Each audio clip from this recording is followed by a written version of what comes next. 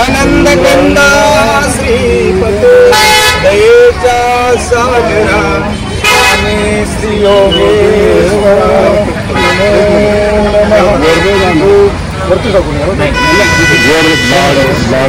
सर्वज्ञ श्री चक्रधर स्वामी की जय, महाराज की जय। हाथ जोड़ करे कुमार जी, हाथ जोड़ करे कुमार जी, गुनाह माफ कर दो मेरी अर्जी, गुनाह माफ कर दो मेरी अर्जी। आरती प्रभु मेरे कर्म की, आरती प्रभु मेरे कर्म की। त्वमेव बन्धु सखा त्वमेव विद्याधरं त्वमेव सर्वं मदेव देवं। पापहं पाप कर्महं पाप संभवं त्राहि मां देव शरणागतवत्सलं। श्री गोपाल कृष्ण महाराज की, गोविंद प्रभु महाराज की जय।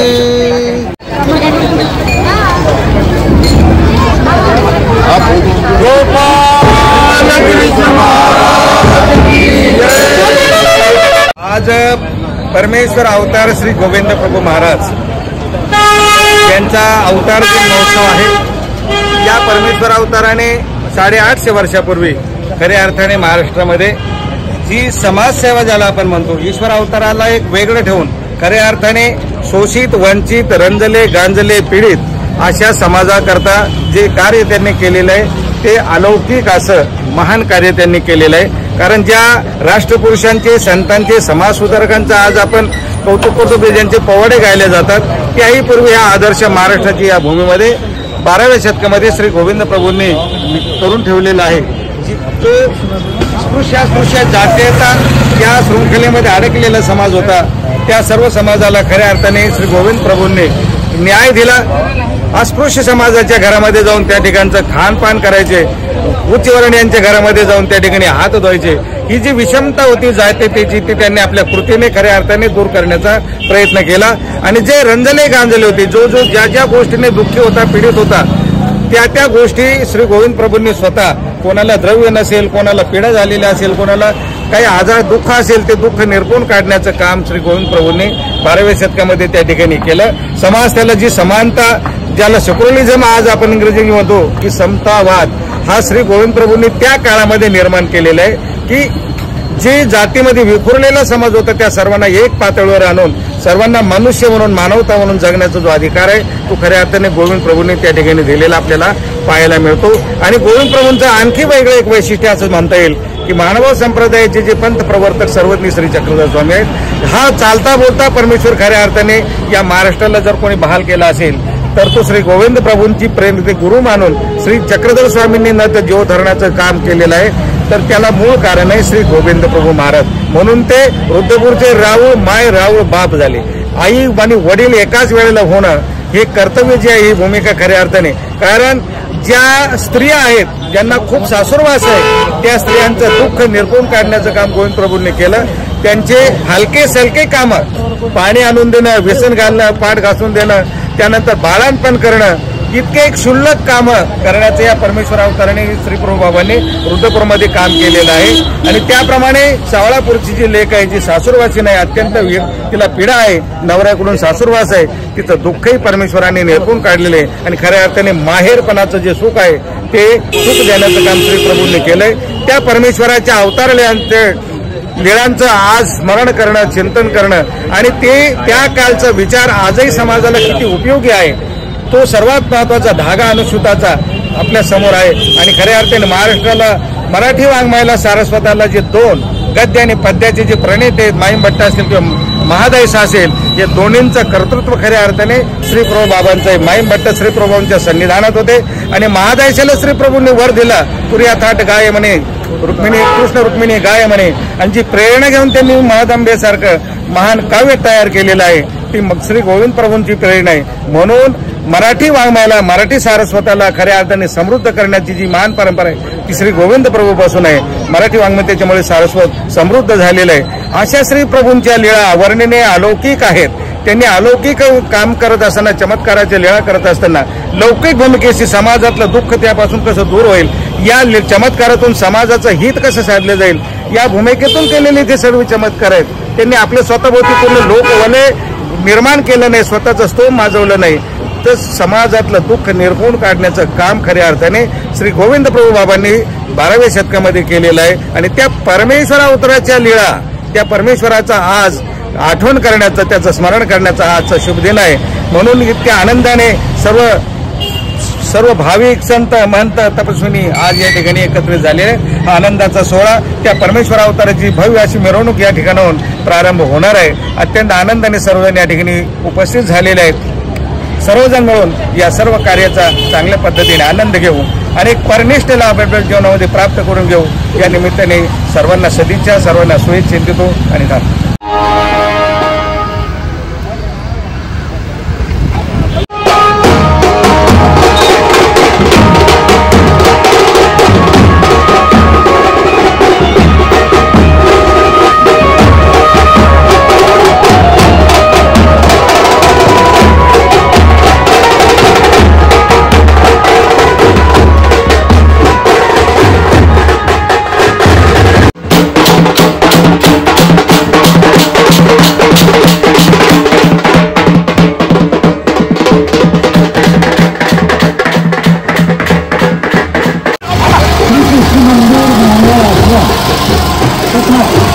औरंगाबाद जिल्हा महिला परिषद यांच्या वतीने प्रति वर्षाला संपन्न होणार सर्वज्ञ श्री गोविंद प्रभू महाराजांचा अवतार दिन महोत्सव 2 दिवसापासून श्रीकृष्ण मंदिरामध्ये संपन्न केला जात आहे.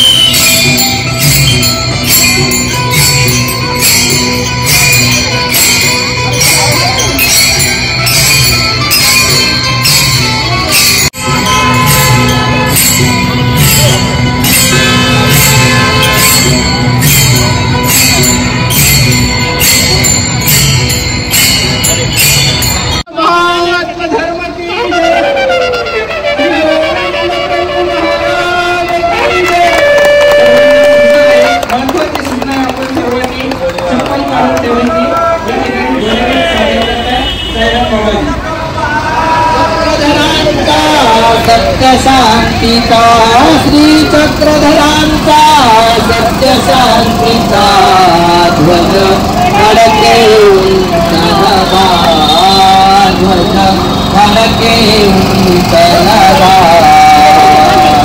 मी पण तो पण येथे नाये एकात्मते देतो बाये एकात्मते देतो बाये एकात्मते देतो बाये देशांतेच्या हृदया ध्वज फडके उंच नभा ध्वज फडके उंच नभा ध्वज फडके उंच नभा या सारे या झेंड्या खाले चक्रधरा विन नाही वाले चक्रधरा विन नाही वाले चक्रधरा विन नाही वाले प्रकरो श्री प्रभुला फडके उंच नभा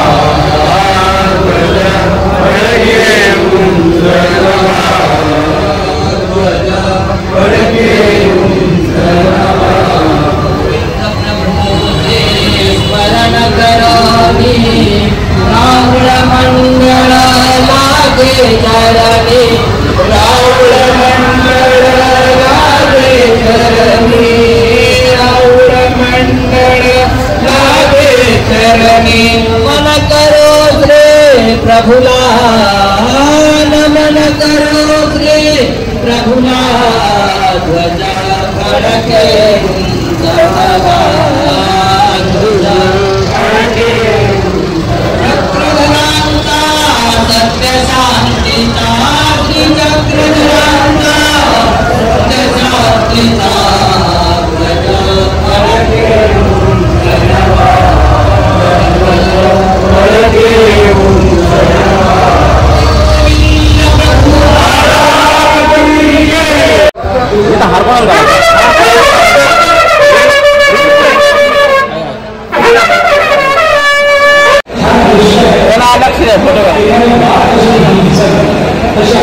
गोविंद प्रभु महाराज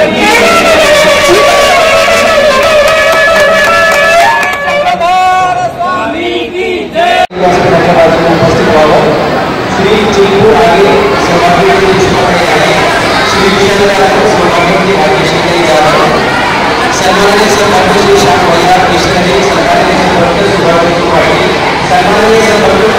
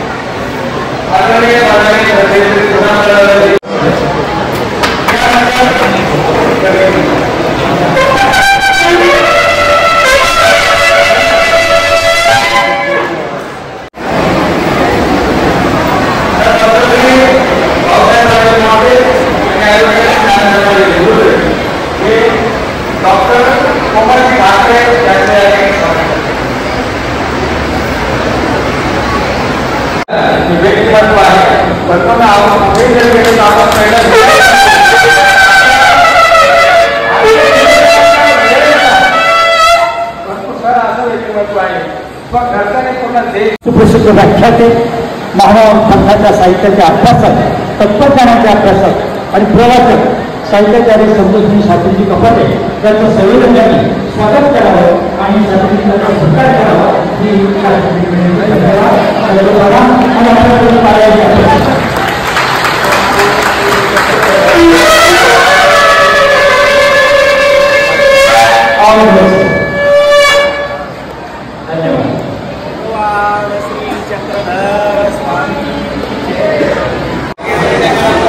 खूप मोठे सद्भक्त या ठिकाणी जमलेले आहेत आणि हा सोहळा आपण सध्या पाहत आहोत.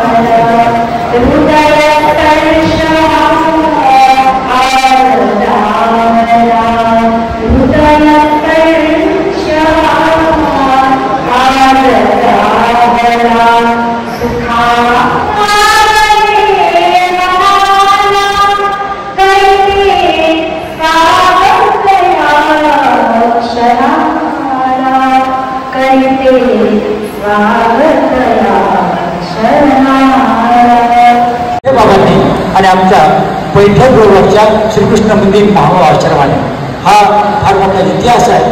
इतिहासाला याची नोंद घ्यावी लागणार आहे. आपल्या विचारांना धन्यवाद देतो आणि वेळ लक्षात घेतात आता ही धर्मसभा समारोहामध्ये जात आहे.